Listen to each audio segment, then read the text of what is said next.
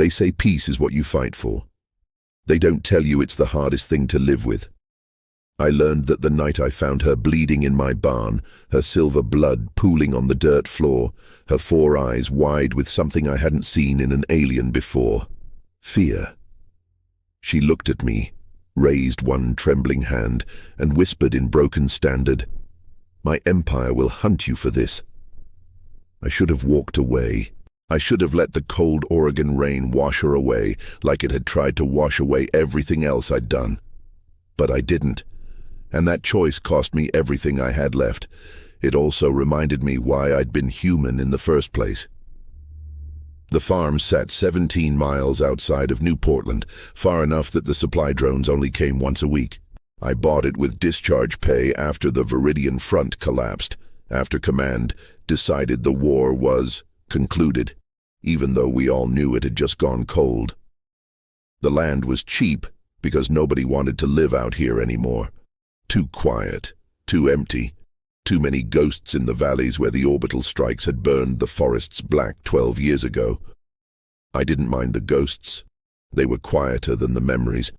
The house was small, pre-war construction, the kind with actual wooden beams and a fireplace that burned real wood. I spent my days fixing the fence line, feeding the 6 chickens I'd bought from a farmer in town, and staring at the mountains. At night, I drank bourbon and tried not to think about Kepler Station, about the smell of burning flesh, about the sound Martinez made when the Vrin plasma bolt went through his chest, about the children on Deck 7. I was good at not thinking. 5 years of practice. 5 years of silence, broken only by the wind and the rain and sometimes, on bad nights, the echo of screams I couldn't unhear. It was raining the night she came. October rain, cold and heavy, the kind that turned the dirt road into a river of mud. I was in the house, 3 bourbons deep, watching the fire die when I heard the crash. Not loud, just a muffled thud from the direction of the barn, like something heavy hitting the ground. I grabbed the shotgun from beside the door. Old habits. The barn was dark, lit only by the single solar lantern I kept hanging from the beam. The chickens were going crazy, clucking and flapping in their coop. And there, in the center of the floor, was her. She was Vrin. I knew it immediately. The 4 eyes, too large and too small, arranged in a diamond pattern on her angular face. The silver blue skin that shimmered even in the low light. The long fingers, 6 on each hand, curled against her abdomen where the blood was pouring out. Her clothing was torn. Some kind of formal uniform I didn't recognize. Dark fabric with intricate patterns that might have been rank insignia. One of her legs was bent wrong. She looked at me, and her upper eyes widened. "So human," she breathed, the word distorted by the Vrin vocal structure that always made standard sound like it was being spoken underwater. "Please, they are coming." I should have shot her. The Vrin Empire had killed 4 billion humans during the war. They'd glassed entire colonies. They'd told us we were animals, vermin, a blight on civilized space. I'd watched them burn my friends alive and laugh about it in their reports we'd intercepted. But she wasn't laughing. She was dying. I lowered the shotgun. "Who's coming?" I asked. She coughed, silver blood spattering her lips. "My people. I defected. I stole data. They will kill me. They will kill anyone who helps me." Her lower eyes focused on me, sharp despite the pain.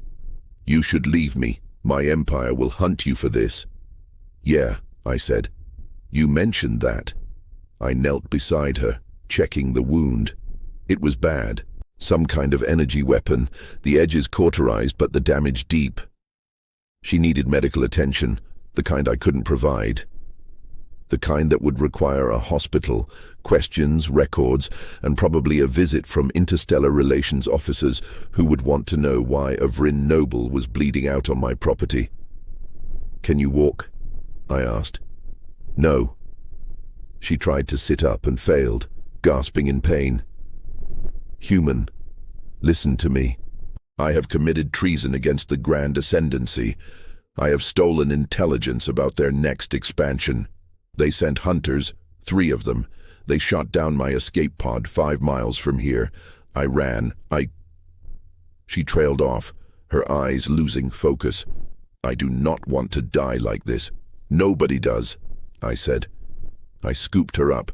She was lighter than I expected, maybe 90 pounds, all sharp angles and 2 long limbs. She made a sound that might have been protest or pain. I carried her across the yard, through the rain, and into the house. The fire was almost dead. I laid her on the couch, grabbed the first aid kit from the kitchen, and got to work. The wound was worse up close. The energy blast had gone clean through her side, missing vital organs by maybe an inch. Silver blood soaked into my couch cushions. I packed the wound with trauma gel, the kind the Marines had given us for field injuries, and wrapped it tight with compression bandages. She watched me the whole time, all 4 eyes tracking my hands. "Why are you helping me?" she asked quietly. "Don't know yet," I said. "Ask me when you're not dying." I finished the bandaging and stood up, wiping silver blood off my hands. It shimmered in the firelight, almost beautiful. Outside, the rain pounded harder. Thunder rolled across the valley. "What's your name?" I asked.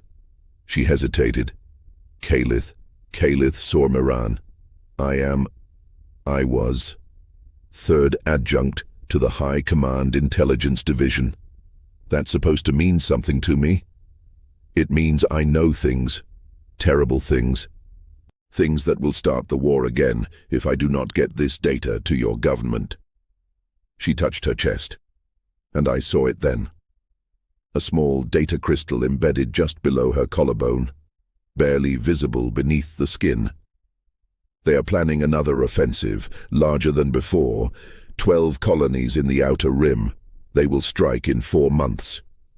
I stared at her. "Oh, you're telling me you stole military intelligence from the Vrin Empire and came here?" "I did not intend to come here. I intended to reach the human embassy on Arcturus Station. My pod was damaged. I crashed." She coughed again. "And now they are hunting me. They will find me. They will find you." "How long?" "Hours, maybe less. The hunters are very good." I walked to the window and looked out. Nothing but rain and darkness. But somewhere out there, 3 Vrin killers were tracking a blood trail through the mud, following it right to my door.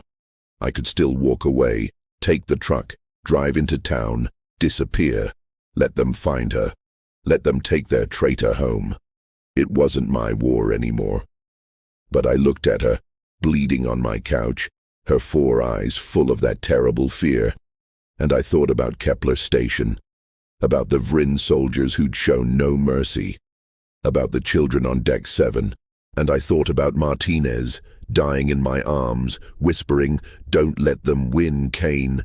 Don't let them make us like them." "All right," I said. "We're doing this." Calith's eyes widened. You will fight them. 3 hunters. You are 1 human, retired, alone." "Yeah," I said, checking the shotgun's chamber.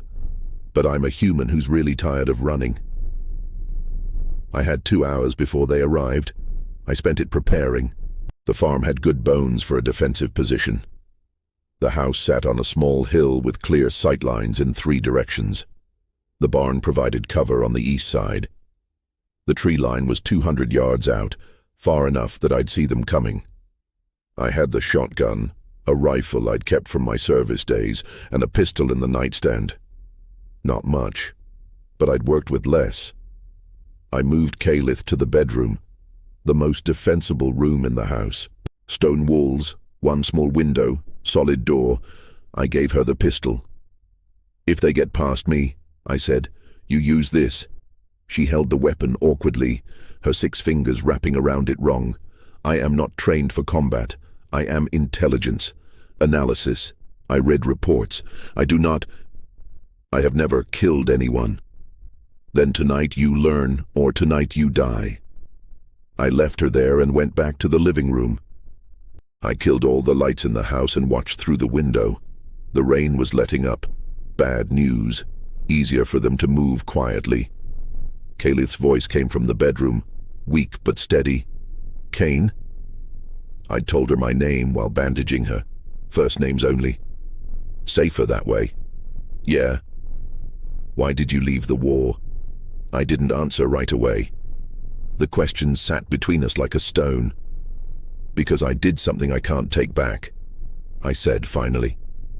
"Because I became the thing I was fighting. Because I looked in the mirror one day and didn't recognize myself anymore." Silence. Then, "What did you do?" Something unforgivable. I heard her shift in the bed, heard the pain in her breath. The Vrin Empire taught me that mercy is weakness, that compassion is a flaw to be eliminated, that inferior species like humanity exist only to serve or be destroyed. She paused. I spent 15 years believing that. 15 years watching atrocities committed in the name of ascendancy. And then I saw the reports. The plans for the next offensive. The projections. 4 billion more humans dead. Entire worlds burned. And I realized, we are the monsters. "Yeah," I said. "Welcome to the club." "Is that why you are helping me? Because you believe I've changed?" "No," I said. "I'm helping you because it's the right thing to do, and because I need to believe I'm still capable of doing the right thing." She didn't respond. Outside, the rain stopped completely. The night went silent, and then I saw them. 3 shapes moving through the darkness, fluid and fast. Hunters, Vrin Special Operations, the kind we'd only encountered twice during the war. Both times, they'd killed everyone before we even knew they were there. They wore adaptive camouflage that bent light around them, making them nearly invisible. They carried plasma rifles that could punch through armor like paper. And they moved like ghosts, trained from birth to kill. They were 50 yards out when I fired the first shot. The rifle kicked against my shoulder, the sound enormous in the silence. The lead hunter went down, his camouflage failing as he hit the mud. The other 2 scattered immediately, disappearing into the darkness. I moved away from the window just as plasma bolts tore through it, superheating the air and setting the curtains on fire. I rolled behind the couch, coming up with the shotgun. Another window exploded. They were flanking, trying to draw me out. Amateur mistake. They thought I'd panic. I went low, crawling toward the kitchen. The back door was reinforced, but it wouldn't hold long. I reached it just as something hit it from outside, hard. The frame cracked. Another hit, and it flew open. A hunter came through fast, plasma rifle raised. I was faster. The shotgun blast caught him in the chest, shredding his armor and throwing him back. He hit the ground, silver blood spraying. He wasn't dead, but he was down. That left one. The house went quiet again. I reloaded, listening. The fire from the curtains was spreading, filling the room with smoke. I could hear Kalith coughing in the bedroom. I needed to end this fast. "Hunter," I called out in Vrin, my accent terrible but understandable. I'd learned it during the war, during interrogations. "Your adjunct is here. She's alive. Come get her." Silence. Then, from somewhere outside, "Human, you do not understand what you are protecting. She is a traitor. She has betrayed everything. Give her to us, and we will leave you alive." "Counteroffer," I said. "You leave now, and I don't kill the third one like I killed your friends." A pause. "You are one human, retired, alone. You cannot win this."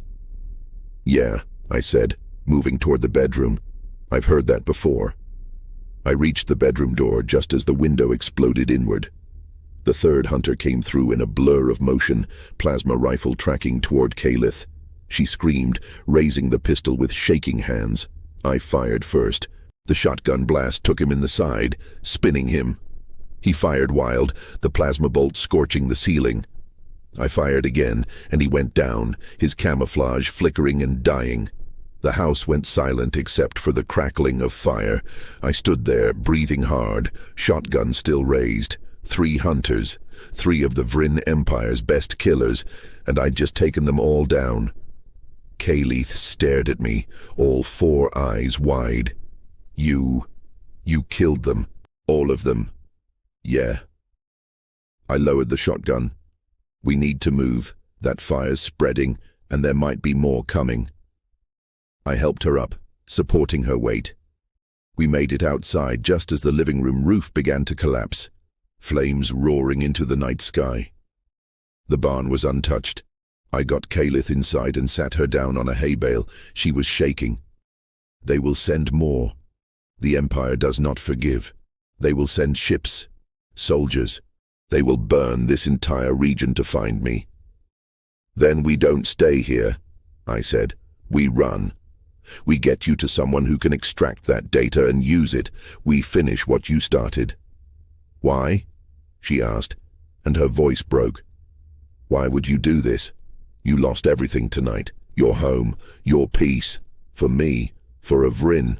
We killed your people. We tried to exterminate you. Why? I looked at her, this alien who'd committed treason against her own empire because she couldn't stomach genocide anymore.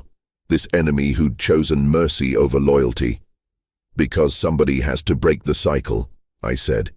Because if we keep answering hate with hate, we all lose. And because... I paused, the words hard. Because I need to believe that redemption is possible.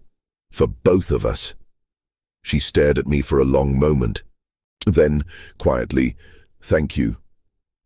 Don't thank me yet, I said, watching my house burn. We've got a long way to go. We left before dawn. I packed what I could salvage, the rifle, ammunition, medical supplies, 3 days' worth of food, and the bourbon because some habits die hard. The truck was old, a 2047 Ford that ran on hydrogen and sounded like a dying animal, but it was reliable. I got Hale into the passenger seat, her silver blood already seeping through the fresh bandages I'd applied. Where are we going? She asked as we pulled onto the muddy road, the burning house shrinking in the rearview mirror. North, I said. Canada. There's a guy I served with who runs a safe house near the border. If anyone can get you to the right people, it's him. How far? 300 miles. Maybe 4 hours if the roads are clear. She leaned back against the seat, her breathing labored. I will not survive 4 hours. The wound is worse than you think. Internal bleeding, my people's physiology. We do not heal like you do. I glanced at her. Even in the dim light, I could see how pale she'd become, her silver blue skin fading to something closer to grey. Then we make a stop first. Where? Somewhere stupid. The Vrin Medical Clinic in New Portland had been established 3 years ago as part of the peace accords. A gesture of goodwill, they'd called it. A place where the few Vrin civilians living on Earth could receive proper medical care. I'd driven past it 100 times and never thought twice about it. Now, I was betting everything it would save her life. We reached the city limits just after sunrise. The streets were empty, early morning fog rolling in from the coast. The clinic sat on the edge of downtown, a sleek building of glass and metal that looked alien against the old brick warehouses surrounding it. I parked in the back, out of sight of the main street. This is insane, Hale whispered. They will have alerted every Vrin facility. The moment they scan my genetic signature, they will know. Then we don't let them scan you. I pulled out the rifle and checked the chamber. We go in fast, get what we need, and get out. You know how your medical systems work? Yes, but then that's all we need. I helped her out of the truck. She could barely stand, leaning heavily on me as we approached the back entrance. I shot the lock off with the pistol, the sound cracking through the morning quiet. Inside, the clinic was dark and silent. Emergency lighting cast everything in a blue glow. The medical bay, Hale said, pointing down a corridor. There will be automated systems, cellular regenerators. I can operate them myself if you keep watch. We moved quickly through the empty halls. The place felt abandoned, but I knew better. There would be security systems, probably automated defenses. We had minutes at best before something responded. The medical bay was impressive. Rows of advanced equipment I didn't recognize. Holographic displays showing Vrin anatomical diagrams. And in the center, a regeneration pod that looked like something out of a fever dream. Hale stumbled toward it, her hands moving over the controls with practiced efficiency despite her pain. 2 minutes, she said, climbing into the pod. The system will seal the wounds and stabilize my blood loss. I will still need time to fully heal, but I will survive. Do it. The pod hummed to life, pale blue light washing over her. I positioned myself at the door, rifle raised, watching the corridor. 60 seconds, 90. I could hear sounds now, distant but growing closer. Footsteps, multiple sets. Hale, we need to move. Not yet. 30 more seconds. The footsteps were closer now. I saw movement at the end of the corridor, shapes moving in the shadows. Not hunters this time. Security drones, their optical sensors glowing red in the darkness. 20 seconds, Hale called out. The first drone rounded the corner. I fired, the rifle shot echoing.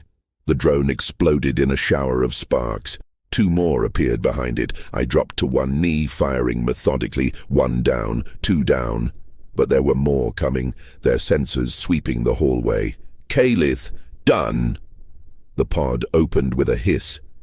She climbed out, moving better now, the color returning to her skin. We ran back the way we'd come, drones swarming behind us. I fired blind, just keeping them back. We burst through the rear exit into the morning light. The truck's engine roared to life.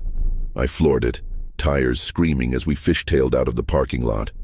Behind us, the clinic's alarm finally activated, a wailing siren that would bring every cop in the city. That was incredibly reckless, Hale said, bracing herself against the dashboard. Worked, though. We could have died. But we didn't. I turned onto the highway, heading north. That's what counts. She was quiet for a moment, her 4 eyes studying me. You do this often? Risk your life for people you barely know? Used to, I said. During the war, it was my job. And after the war? I didn't answer. The mountains rose ahead of us, snow-capped peaks cutting into the sky.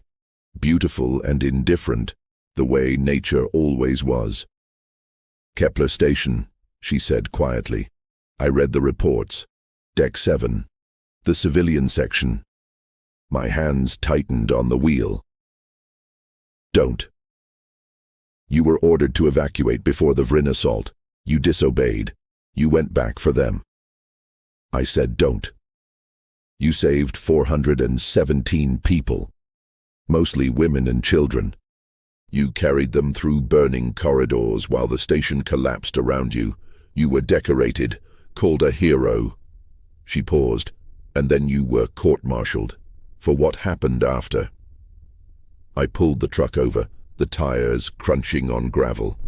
I sat there, staring at the steering wheel, the memories rising like bile. You want to know what I did? I said, my voice flat. After I got them out, after I saved them, I went back in. Found the Vrin soldiers who'd been setting the fires. Found them laughing about it, broadcasting it, entertainment for their fleet. I looked at her. I killed them. All of them. 37 Vrin prisoners of war, disarmed and secured. I executed them one by one, while they begged for mercy in a language I couldn't understand. Hale's eyes widened, but she didn't look away. Command said it was a war crime, I continued, and said I'd violated the rules of engagement. The peace accords were being negotiated. My actions jeopardized everything, so they gave me a dishonorable discharge, sealed the records, and told me to disappear. I laughed, bitter. I saved 400 lives and became a monster for it. That's what the war did to me. That's why I can't sleep. That's why I live alone on a farm in the middle of nowhere, trying to forget. You think you are a monster, Hale said softly, but monsters do not save their enemies. Monsters do not risk everything for someone who represents everything they hate. Maybe I'm just trying to balance the scales. There are no scales, Kane. There is only what we choose to do in each moment. You chose to help me. That matters. I put the truck back in gear and drove. We didn't speak for the next hour. The border crossing was a problem. Even with the peace accords, moving between countries required scans, identification, and questions I couldn't answer, but I knew a way around it. An old smuggler's route Martinez had shown me once, back when we'd been young and stupid and thought the war would make us heroes. The path cut through dense forest, following a riverbed that had been dry for years. The truck groaned as we climbed, the suspension protesting every rock and root. Hale gripped the door handle, her face tense. "Your friend," she said. "The one running the safe house. Can you trust him?" "With my life," I said. "He pulled me out of a burning APC during the siege of Proxima. Lost his leg doing it. We bled together. That kind of thing bonds you. Even after your discharge, after what you did. Especially after...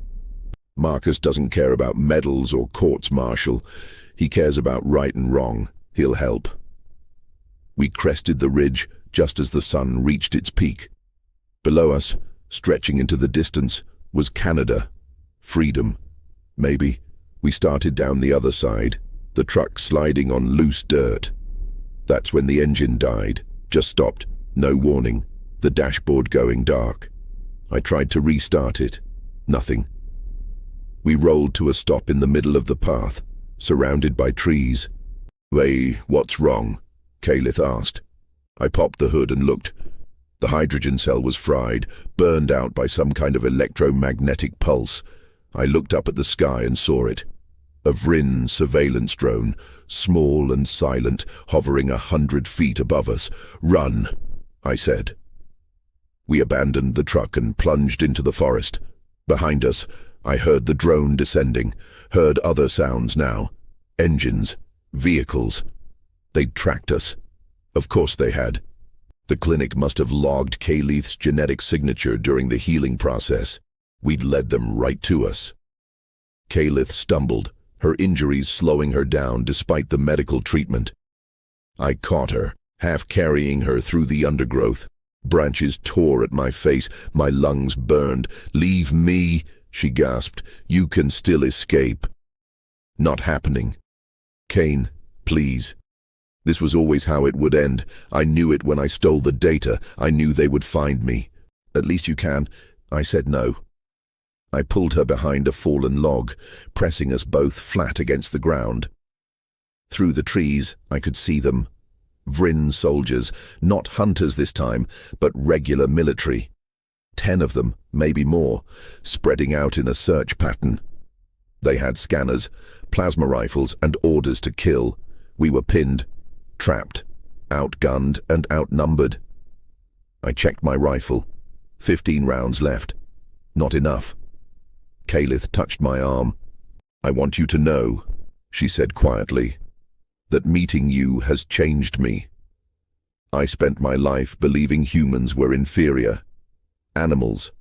Seeing you fight. Seeing you sacrifice. I understand now why the Empire fears you. It is not your weapons or your numbers. It is your spirit. Your refusal to surrender. Your capacity for mercy even in the face of hatred." Her 4 eyes met mine. "If I die here, I die knowing I was wrong about you. About all of you." "You're not dying here," I said. "Neither of us are." I stood up, rifle raised, and started firing. The first soldier went down before they realized where the shot came from. The second turned, bringing his weapon up, and I dropped him too. Then they were all firing, plasma bolts turning the forest into hell. I dove back behind the log, bark exploding above my head. "There's too many!" Calith shouted. "Joe, I know." I fired, blind, just keeping them back. 12 rounds left. 10, 8. This was it. This was how it ended, bleeding out in a Canadian forest, trying to save someone I'd met less than 24 hours ago. And then I heard it. The roar of engines, the thunder of rotors. A human military dropship burst through the canopy, its guns opening up on the Vrin soldiers. They scattered, trying to return fire, but the ship's armor was too thick. Within seconds, it was over. The surviving soldiers retreated, vanishing into the forest. The dropship landed, its loading ramp dropping. A figure appeared, silhouetted against the light. Marcus. He limped down the ramp, his prosthetic leg whirring softly. He looked older, grayer, harder, but his smile was the same. "Kane, you stupid bastard," he called out. "You know you're all over the news, right? Disgraced veteran goes rogue, kidnaps Vrin official. They're calling you a terrorist." I helped Calith to her feet and walked toward him. "Got yourself an upgrade," I said, nodding at the dropship. "Borrowed it from some friends in intelligence. Turns out your Vrin friend there is carrying something very important." He looked at Calith. "Adjunct Miran. We've been trying to extract you for 3 weeks. You just made it very difficult." Calith stared at him. You knew about me. We intercepted your initial distress call. We've been running interference, trying to keep the Vrin from finding you before we could." He glanced at me. "We didn't expect a retired Marine to do our job for us." "She crashed on my property," I said. "What was I supposed to do?" "Most people would have called the authorities. You started a war." He grinned. "I'm proud of you, brother." We boarded the dropship. As it lifted off, I looked down at the forest, at the smoke rising from where my farm used to be, at the life I'd left behind. "Where are we going?" I asked. "Classified location," Marcus said. "Intelligence wants to debrief your friend, extract that data, and then..." He looked at me seriously. "Kane, you know you can't go back, right? You attacked Vrin facilities, killed their operatives. You're wanted by both governments now." "I know. But," Marcus continued, "we've got a job offer. Freelance work. Extraction, protection, the kind of thing you're good at. Underground, off books, but important.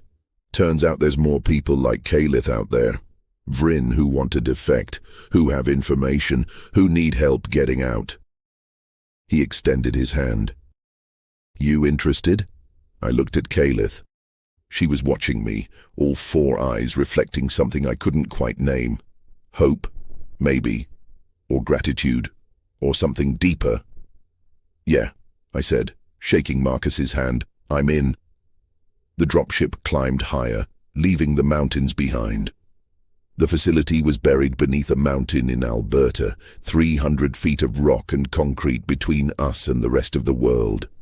They called it Site 17. Marcus called it the Tomb. I called it the only place left where the truth mattered more than politics. They took Calith immediately, a team of specialists surrounding her, asking questions in rapid-fire succession. She looked back at me as they led her away, her 4 eyes uncertain. I nodded. "It's okay." She disappeared through a reinforced door. Marcus took me to a briefing room. Coffee appeared. Real coffee. The first I'd had in months. A woman in civilian clothes sat across from me, her ID badge marking her as Director Sarah Chen, Intelligence Operations. "Mr. Kane," she said, "you've caused quite a stir."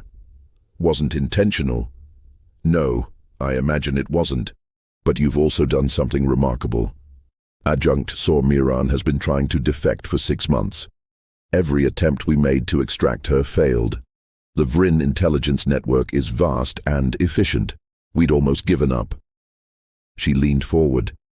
And then you, a retired Marine living on a farm, managed to do in one night what we couldn't do in half a year. How? I sipped the coffee. It was good, almost too good. I didn't overthink it. She needed help. I helped. You killed 3 hunters, raided a medical facility, and crossed an international border while evading Vrin military. That's not just helping, that's expertise. Old habits. Chen studied me for a long moment. Marcus told me about Kepler Station, about what happened after, about why you were discharged.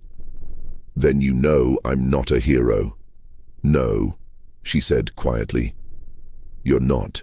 You're something more complicated. You're a man who made a terrible choice in a terrible moment. A man who's been punishing himself ever since. A man who saw a chance at redemption and took it without hesitation. She slid a tablet across the table. The data Calith stole is real. Verified. The Vrin are planning a massive offensive. 12 colonies, 4 billion potential casualties, launch date in 4 months. Without her information, we'd have walked right into it. She's already saved more lives than we can count. Good, I said. That's good. She wants to testify, publicly, expose the Vrin High Command's plans to the entire galaxy. It'll destroy the peace accords, restart the war, but it'll also save billions. Chen paused. And the problem is, they want her dead. They'll send everything they have. And she's refusing protection unless you're the one protecting her. I looked up sharply. What? She says she trusts you. Only you. She's made it clear that if you're not part of her security detail, she won't cooperate. Chen smiled slightly. You made quite an impression. I'm not qualified for that kind of work anymore. Marcus disagrees, so do I. And frankly, Mr. Kane, you don't have many options. Both governments want you arrested. The Vrin want you dead. The only way forward is through. She stood. Think about it. We're extracting the full data now. You have 24 hours before she testifies. Decide who you want to be. She left. I sat alone with my coffee, staring at my reflection in the black screen of the tablet. Who did I want to be? I found Calith in a medical suite 6 levels down. She was standing by the window, synthetic, showing a false view of mountains, her posture tense. The data crystal had been removed from her chest, leaving a small scar. She turned when I entered, her 4 eyes brightening. Kane, they told me you would leave. Thought about it, I admitted. But apparently you made that difficult. I meant what I said in the forest. I trust you. These humans, they are efficient, professional, but they see me as an asset, a thing to be used. You see me as a person. She moved closer. When I testify, the Empire will send everything they have to silence me. I will need someone who fights not because it is their job, but because they believe it matters. That is you. Calith, I'm not a good man. I've done things. I know what you did on Kepler Station. I read the full report, the sealed parts. I know you executed those soldiers. I know it haunts you. She reached out, her 6-fingered hand touching my arm gently. Do you know what those soldiers were doing? What they were broadcasting? I know they were laughing about murdering children. Yes, but there is more. After you killed them, our intelligence recovered their communications. They were part of a special unit. Their orders were to maximize civilian casualties, to create terror, to break human morale by targeting the defenseless. Her voice dropped. 37 soldiers, 37 documented atrocities, hundreds of deaths. You did not execute prisoners, Kane. You executed mass murderers, war criminals who would never have faced justice. I pulled away. That doesn't make it right. No, but it makes you human, flawed, angry, capable of both mercy and wrath. That is what the Empire does not understand about your species. You contain contradictions. You save your enemies and destroy your oppressors. You fight harder for others than for yourselves. You break every rule of civilized warfare and somehow emerge as the righteous ones. She turned back to the window. I am going to testify in 36 hours. The Galactic Council chamber on Luna. It will be broadcast to every world in known space. The Vrin will send assassins, saboteurs, maybe even a strike team. Many people will die trying to keep me alive long enough to speak. Her reflection met mine in the glass. I want you there, not as a soldier, as a reminder that some things are worth dying for. I thought about my farm, burning, about 5 years of silence, shattered, about Martinez, bleeding out in my arms, whispering about cycles and choices and not becoming the enemy. All right, I said. Oh, I'm in.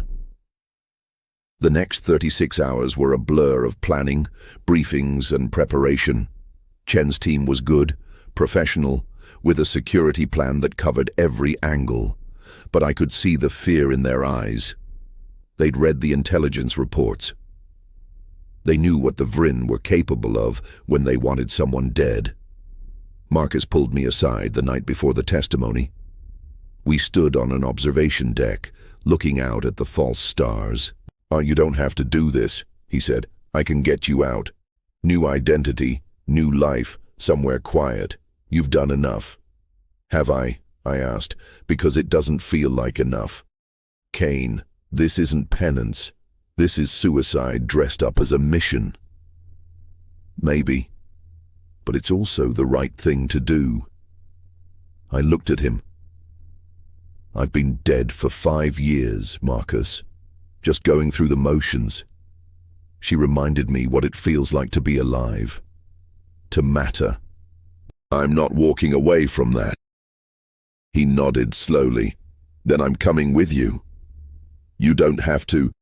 "Brother, if you're going to die doing something stupid, I'm going to die right next to you. That's how it works." The Luna shuttle launched at dawn. Hale sat between Marcus and me, surrounded by 6 additional security personnel. Chen had arranged for a diplomatic transport, fast and armored. We'd be on the moon in 4 hours, at the council chamber in 5. 2 hours in, the alarm started. "Multiple bogies inbound," the pilot called out. "Vrin fighters, 6 of them, moving to intercept." "How did they know?" Chen demanded over the comm. "Does it matter?" I said, checking my rifle. "Marcus, port side. I'll take starboard." The shuttle had defensive guns, but they were designed for deterrence, not combat. The Vrin fighters were military grade, equipped with plasma cannons that could shred us in seconds. Our only advantage was the pilot, an ex-Navy woman named Rodriguez, who flew like she was possessed. The first fighter screamed past, its cannons tearing into our portside shield. Marcus returned fire, his shots going wide. The shuttle banked hard, throwing us against our restraints. A second fighter came in from above, and I tracked it, leading the shot, squeezing the trigger. The rifle's recoil jarred my shoulder. The fighter's engine exploded, and it spiraled away. "Good shot," Rodriguez called out. "5 more," Marcus shouted. They came at us from all sides, coordinated, professional. Our shields were failing. Warning lights filled the cabin. Hale sat perfectly still, her 4 eyes closed, whispering something in Vrin I couldn't understand. A prayer, maybe, or a goodbye. "We're not going to make it," one of the security personnel yelled. "Yes, we are." I fired again, clipping another fighter. "Rodriguez, can you get us to the moon?" "If we survive the next 2 minutes, maybe." A plasma bolt hit our starboard engine. The shuttle lurched, alarms screaming. We were losing altitude, falling toward Luna's surface in an uncontrolled spiral. "Brace for impact." Rodriguez's voice was eerily calm. We hit hard, the landing gear deploying at the last second, absorbing some of the shock but not enough. Metal shrieked. Something exploded. The cabin filled with smoke, and then silence. I unbuckled, checking myself, bruised, bleeding from a cut above my eye, but alive. Marcus was conscious, swearing creatively.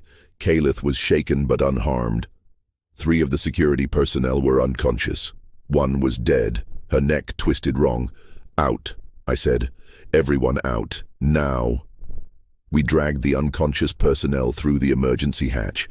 Outside, Luna's surface stretched grey and desolate. In the distance, maybe 3 miles away, I could see the council chamber dome, its lights bright against the darkness.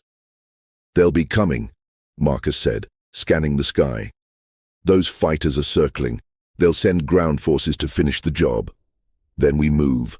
I looked at Calith. "Can you walk?"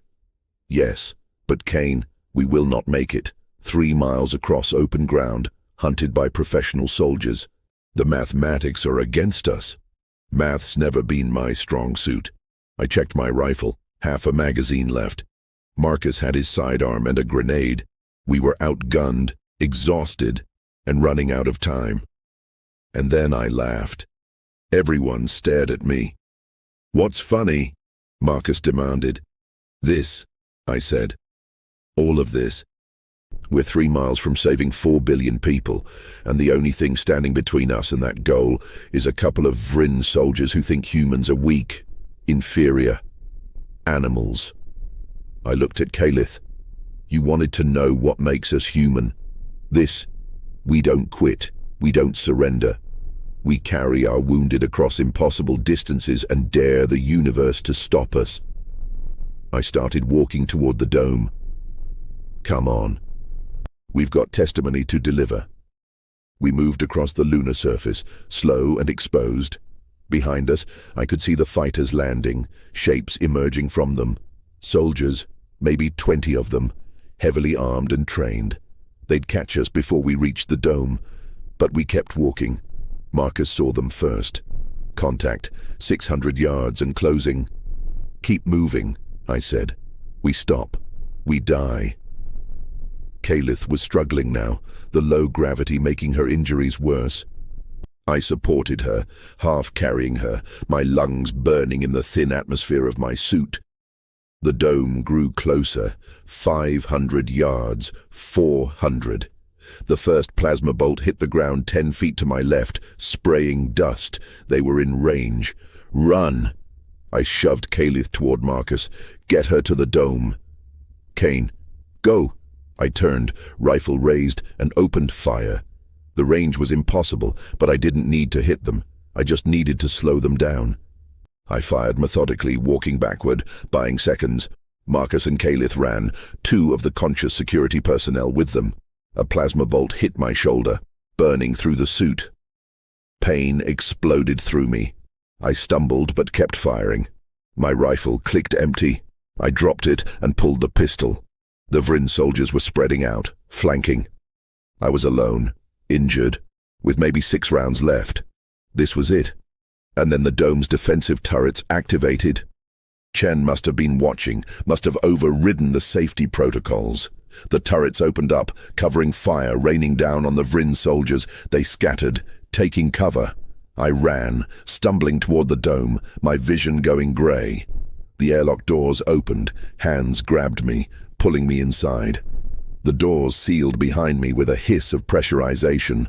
I collapsed, someone pressing emergency sealant over my shoulder wound. "Kane." Calith's face appeared above me, all 4 eyes wide with concern. "You are hurt. You need medical—" "The testimony," I gasped. "You need to testify. Not without you. I will not." "Calith." I grabbed her hand with my good arm. 4 billion people. You do this. You finish it. That's an order. She stared at me for a long moment. Then she nodded, standing. Chen and her team surrounded her, leading her toward the council chamber. I watched her go, this alien who'd risked everything for what was right. Marcus knelt beside me. That was the stupidest, most heroic thing I've ever seen. "Yeah," I said. Felt good, though. 2 hours later, I watched from a medical bed as Hale stood before the Galactic Council. Her voice was steady, clear, as she detailed every atrocity, every planned attack, every lie the Vrin Empire had told. The data was displayed on screens for all to see, irrefutable, damning. When she finished, the chamber erupted. Some species cheered, others shouted for war. The Vrin ambassador walked out, promising retribution, but the truth was out. The cycle was broken. Chen visited me the next day. She's being granted asylum, full protection. The council's declaring the peace accords void and preparing for conflict. It's going to be ugly. Better than the alternative, I said. The Vrin are demanding your extradition. For killing their soldiers, attacking their facilities, Earth's government is inclined to agree. Figured as much. But, Chen continued, there are other governments who see things differently. Colonies who remember what you did during the war. What you just did for Hale. They're offering citizenship, protection, if you want it. She paused. And there's another option. Marcus mentioned it. Freelance work.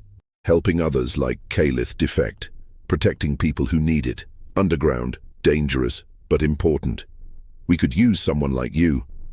I thought about my farm, gone now. About the quiet life I'd tried to build. About 5 years of running from who I was. Where's Hale? I asked. Chen smiled. Waiting outside. Hale entered, moving carefully, her injuries healing but still visible. She sat beside the bed, her 4 eyes reflecting something I finally recognized. Friendship. They are offering me a position, she said. Intelligence analysis, helping Earth prepare for what is coming. I accepted. She hesitated. They also told me you might be leaving, starting new work. I wanted to say goodbye, and thank you, for everything. I'm not leaving, I said. Not if you're staying. Someone needs to keep you out of trouble. Her eyes widened. You would stay? Even with the Vrin hunting you? Even with your government wanting you arrested? Yeah, I said. Because I learned something these past few days. Running doesn't fix anything. Peace isn't hiding from the fight, it's choosing which fights matter. I met her gaze. You matter. What you did matters. And if there are others out there like you, others who want to do the right thing, they'll need help. So yeah, I'm staying. She reached out, her hand closing over mine. Then we will do this together. You taught me what it means to be human. Perhaps I can teach you what it means to heal. Deal. 3 months later, I stood on a transport ship, rifle slung over my shoulder, watching another Vrin defector board. A scientist this time, with information about biological weapons. Hale stood beside me, reviewing intelligence. Marcus was in the pilot seat, running pre-flight checks. We'd done this 4 times now. 4 extractions, 4 lives saved, 4 cracks in the Empire's armor. It was dangerous work, illegal work. The kind of thing that would get us killed if we made one mistake. But it was also right. It was also necessary. And for the first time in 5 years, when I looked in the mirror, I recognized the man staring back. Ready? Hale asked. Yeah, I said. Let's go save someone. The ship lifted off, carrying us toward another impossible mission, another chance to break the cycle, another opportunity to prove that humanity's greatest strength wasn't our weapons, or our tactics, or our stubborn refusal to quit. It was our capacity to see enemies as people, to offer mercy when the universe demanded vengeance, to choose compassion over hatred, even when it cost us everything.